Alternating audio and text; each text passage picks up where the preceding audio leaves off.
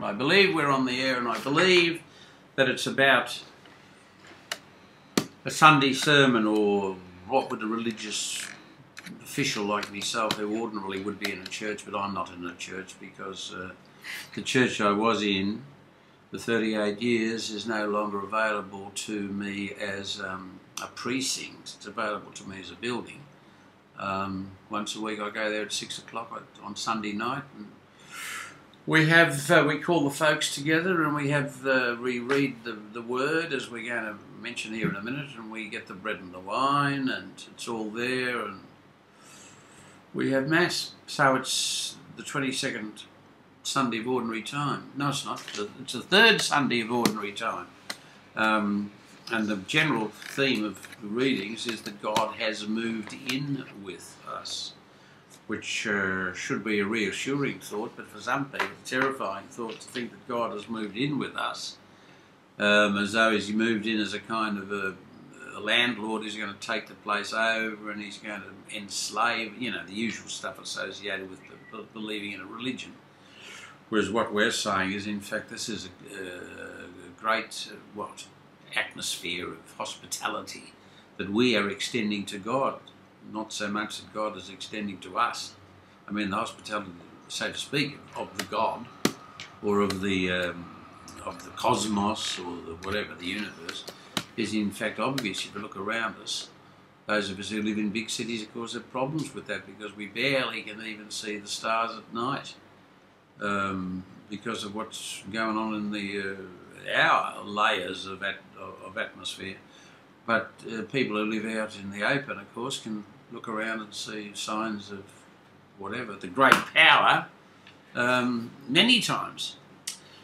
However, what we're saying is what we're saying, God has moved in with us, and that can be seen as a great source of comfort, but also as a great source of challenge. Because any of you have had a child, and I've never had a child, your families or single parent raises the child is a great comfort, but it's also a great challenge. And in fact, the more you look at the child, maybe the more you think to yourself, what's going to happen to this child, and what's going to happen to me, and what's going to happen to us, as a result of having another human being growing up before your eyes, and over whom you may think as a child that you have some control, but as the child grows into a teenager and a young adult and so on, well, then you realise, in fact, you have no control over the person as you did.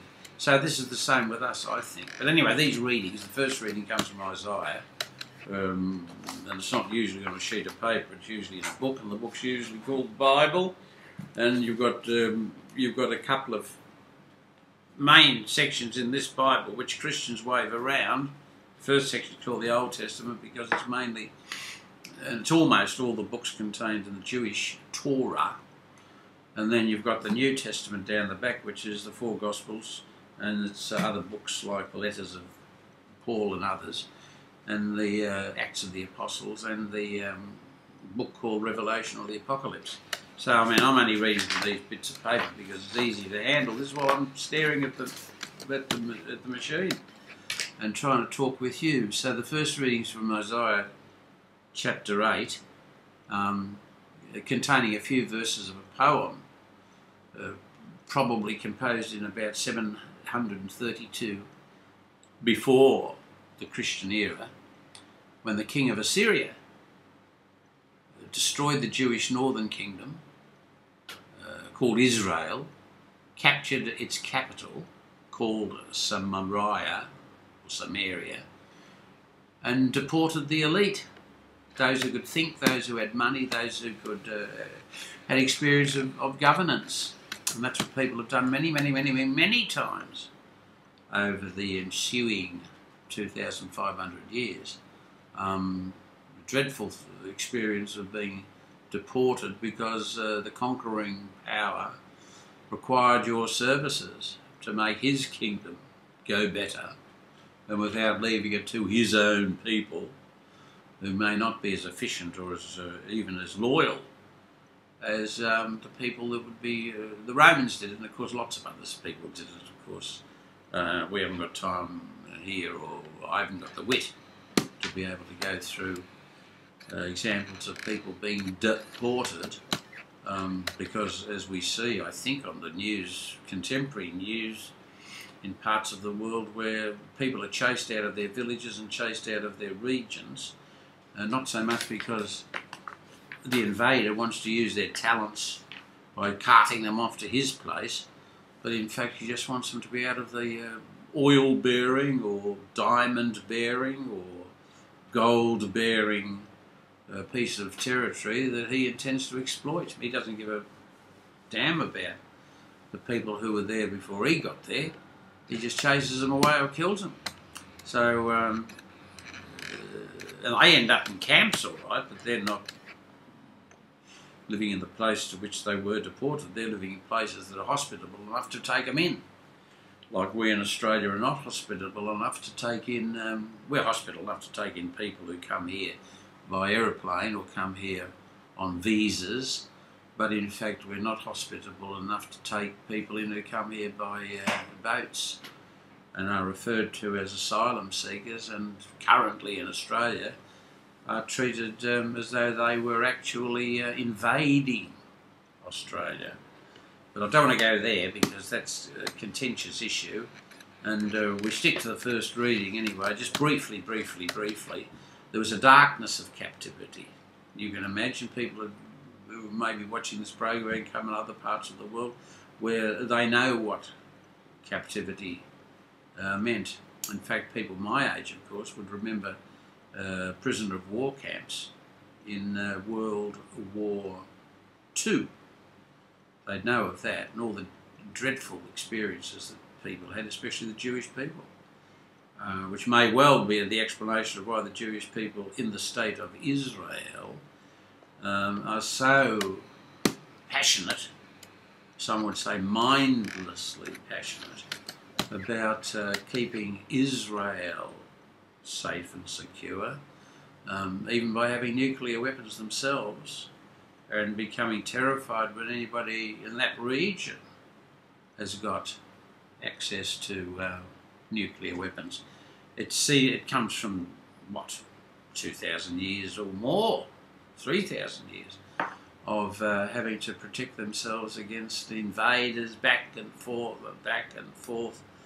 and of course that produces a mental and an emotional / spiritual religious phobia about being carted away and being treated cruelly because of what you believe in and what you adhere to as a set of religious practices.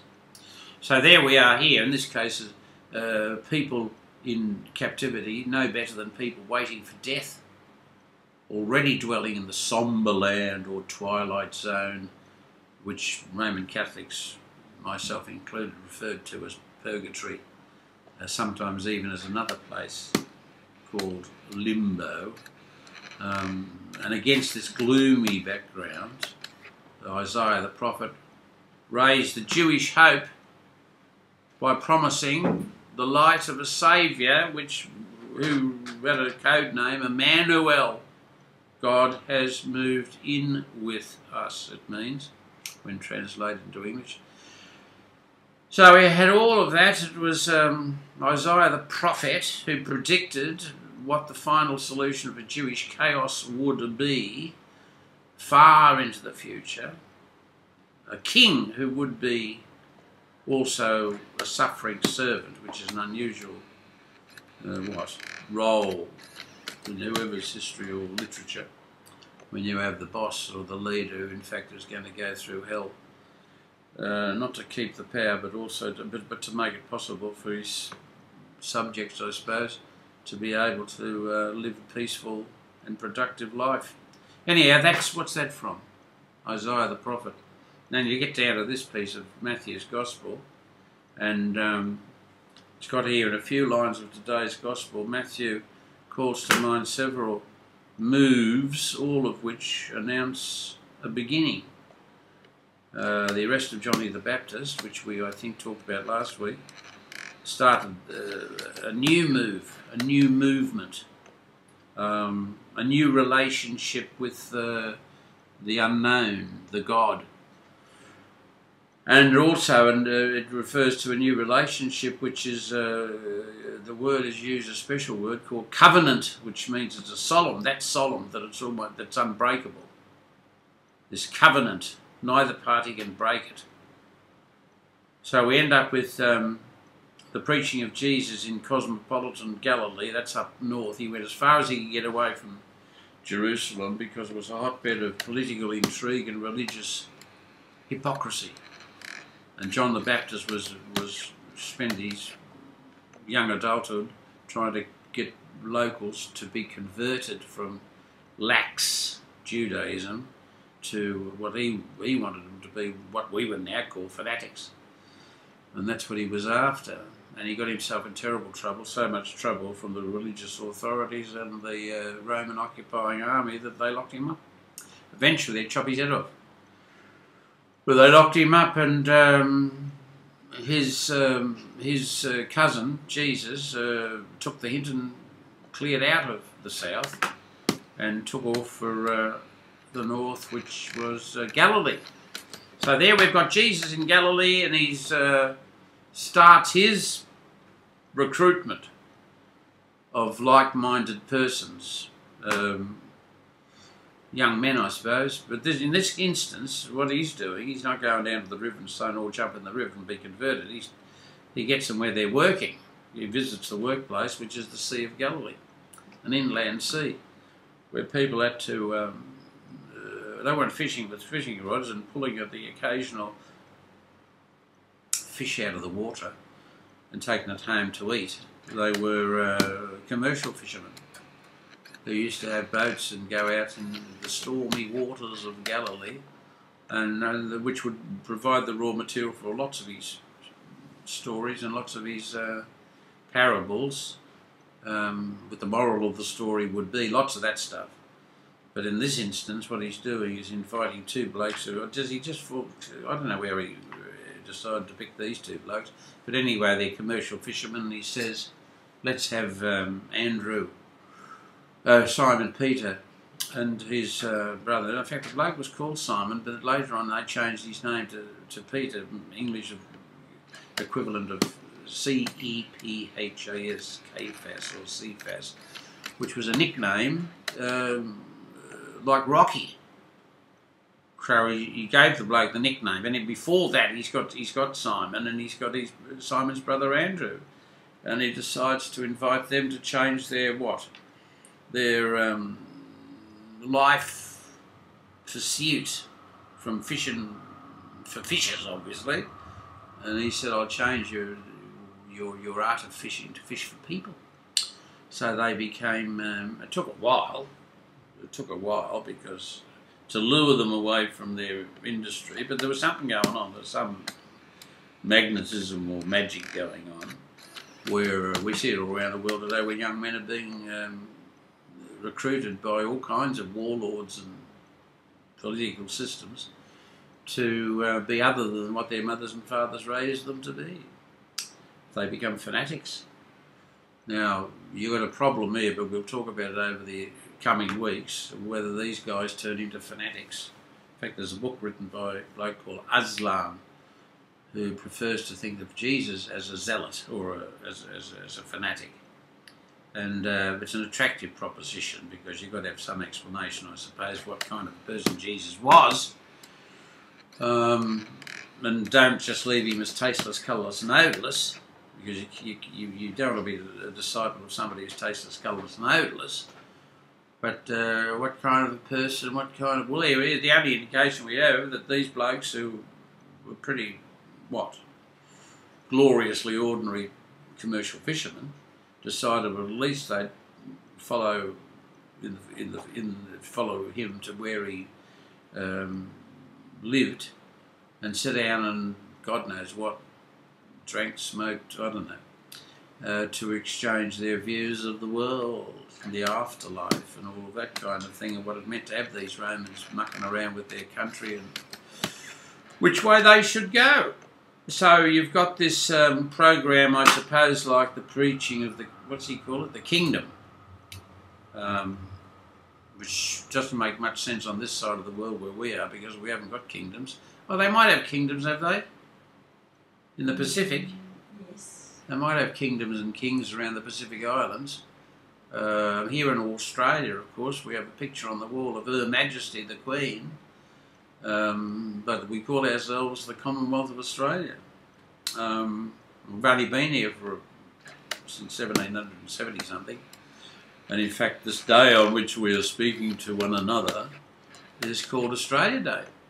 And there's a big argument about whether Australia Day should be renamed Invasion Day, because it's when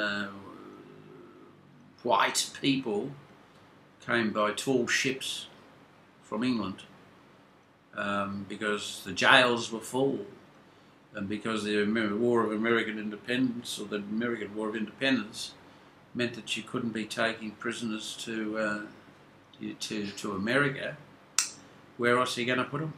So they said, oh well, there's a joint down there in the deep south, we might as well send them down there, far away as you can get from decent people in England. So that's what happened to us, and we call the day, allegedly, we see it, the white population sees it as a day to celebrate, because we started all over again, and for better or worse, and the Aboriginal people did for years and years and years look at it as being a terrible day when they lost their independence. But we're edging our way to try to work out some kind of a satisfactory formula where we can all celebrate whatever, the end of something, the beginning of something, the continuation of something, or whatever it is. In fact, the Aboriginal people have got a word for all of that, all of life's ups and downs, and they call it the dream time. Well, we say that's the word that they use, is the dream time, or the dreaming. So it's an interesting weekend, in fact, and while we're talking about Jesus of Nazareth, which is 2,000 years ago, here we are in a neck of the woods in the southern hemisphere, which is God knows how long. It's so old that in fact we haven't got any very high mountains. That's how old it is. So they've been worn away by so long retarded. It's useless to try to calculate it. So anyway, that's what we've got this week, ladies and gentlemen. We'll be back next week, we hope. And thank you for watching and listening. And I hope we do more good for you than harm. I'll press this button and we're gone.